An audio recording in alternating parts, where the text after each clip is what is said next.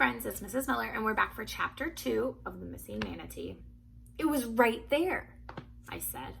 Deputy Sheriff Earl Wells looked at the little island, empty of everything except the cormorant drying its wings in the sun, then at me. You sure it was dead, Skeet? He asked. Maybe it was just relaxing. You know how they do. Maybe it swam off. I shook my head. It was dead, Earl. Earl played cards on Tuesday nights with Mac, so I'd known him my whole life. I tried to remember to call him Deputy when he was on duty, but I usually forgot. It was right there, I repeated, pointing. There was silence for a second as we both stared at the deserted stretch of mud and sawgrass. Then I said, "Wait a second, look!" Somebody was here. Check out those marks in the mud, like something was dragged. Whoever did it tried to smooth it over, see? I'll be doggone, said Earl, leaning down and peering at the mud, which had obviously been disturbed, then roughly smoothed over. Somebody came after I left and took it, I said. I don't believe this. I stared at Earl, who always looked at me as if he had a fishing bobber in his throat, the way his Adam's apple stuck out and moved up and down when he talked. Had to have a boat, he observed. Nobody could carry a thing like that. Couldn't have dragged it further up on shore without sinking. I was still so stunned by the manatee's disappearance. I just nodded in agreement. I'll be doggone, Earl said again, straightening up. He shaded his eyes with his hands and scanned the horizon, but there were no boats in sight. Could have done it alone, though, if he tied a rope around it and towed it. It'd float, he went on thoughtfully. Could have cut it loose anywhere out there, he added, gesturing with his arm to indicate the miles and miles of mangrove swamp, crisscrossed by hundreds of little channels and creeks, not to mention the whole Gulf of Mexico. But why, I blurted out.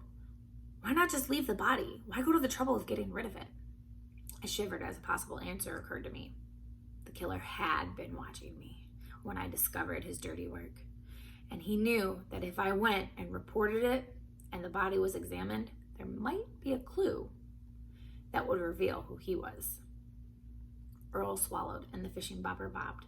I believe you saw a manatee here, Skeet, he began, sounding apologetic. And if I say it was dead, and if you say it was dead, I guess it was. But I gotta ask, are you sure you were looking at a bullet hole? Well, yeah. What else could it be? I don't know, an ear maybe? Earl scratched his own ear suspectively. Living near the refuge the way we did, we'd studied manatees in school, and I knew a lot about them. Manatees' ears are little openings up near their eyes, I said. This was farther back, and there was only one. It was round, and it was bleeding. Earl nodded again, staring out towards the horizon. Just the one hole, he asked. Yes, I answered, not sure what he was getting at. Entrance wound, no exit wound, he said thoughtfully. So the bullet is still in there, I finished excitedly. That's why he wanted to hide the body. If you had the bullet, you could figure out who did it. Not necessarily, Earl corrected, but it would sure help. We were quiet for a minute, thinking about it. Hard to understand, though, why'd anybody want to do such a thing, Earl said, shaking his head. They're harmless critters, far as I know. He paused, then mused. Never heard of anybody eating the meat. Yuck, I said, not even wanting to think about it. Eating a manatee would be like eating somebody's pet dog or cat. And I don't believe I've ever seen a trophy manatee head hanging on the wall of anybody's den. Earl drawled, looking at me with a sideways grin. Imagining it, I grinned back. But then I pictured the lifeless body again and felt the smile slide off my face. The only people I've ever heard complaining about manatees are some of the fishing guides, Earl said thoughtfully. Not Mac, but some of the others. Yeah, I've heard them too, I said. They hate having to slow down to go through the refuge area. It takes them longer to get where they're going and cuts down on their fishing time. Earl laughed and said, You know what Dirty Dan calls manatees, don't you? I shook my head. Dirty Dan was a friend of Earl and Mac's. Live speed bumps, said Earl with a chortle. Ordinarily, I'd probably have laughed too, but not right then. He doesn't mean anything by it, I said. Nah, Earl agreed. He's only gripping 'cause he likes to run his boat flat out. After a minute, he said, about the only thing I can imagine is that some good old boys, or maybe some teenage kids, got drunk and stupid. I nodded. it was a possibility. So how are we going to catch him, I asked. Hold on now, Skeeter, Earl said. I don't think we'll be sending out the posse on this. We won't? I said, feeling confused. Did Earl mean we were just going to go after the guy ourselves? I felt first thrilled, then terrified at the prospect. But Earl said, first thing we'll do is go back and report it to the Fish and Wildlife.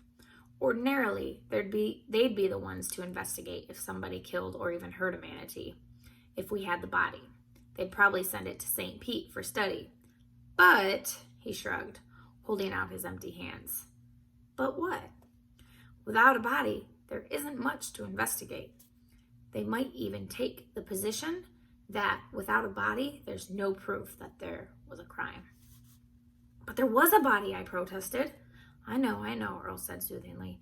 It's too bad it's up and disappeared. What I'm saying, Skeet, is that law enforcement folks are busy. There isn't going to be a real high up on their list of priorities. I couldn't believe this. It's because I'm a kid, isn't it? I muttered. Nobody ever listens to kids. It's not that, Skeet, Earl said. His Adam's apple bobbed and he said softly, I'm just trying to be realistic here. But somebody shot a manatee, I said. It's against the law, right? You think he should just get away with it? That's not fair. No, all I'm saying. It's not right, Earl sighed. I hear you, Skeet, but I interrupted again. I couldn't help it. I should have stayed here until somebody else came along in a boat, I said in disgust. Then we'd have the proof. Even as I said it, I remembered the fear I'd felt. There, with the dead creature at my feet, imagining the killer nearby. Listen to me, Skeet, Earl was saying. You did the right thing. Think about it. Whoever did this was near enough to take the body away before we arrived. And we got out here pretty quick. I'm glad you weren't here for long, especially if it was a bunch of drunks that did the shooting. Maybe Earl was right, but I figured he was just trying to make me feel better. We'll go back and make our report, he said. And who knows, maybe I'm wrong, and they'll pursue the thing. But don't count on it, Skeet. We don't have any evidence, and the departments are all pretty strapped right now. Okay, I said. Even though it wasn't okay at all, Earl was making it sound as if I was supposed to go back, make a stupid report, and wait to see what happened. Which would be nothing. But I wanted to know who killed the manatee and hid the body, and why. Whoever it was ought to be caught and punished, plain and simple. I sighed and stepped back into the patrol boat. And that's the end of chapter 2. So I'm really curious, and I hope you are too. We want to find out who this killer is. I can't believe they would take a body and hide it just to get away with it.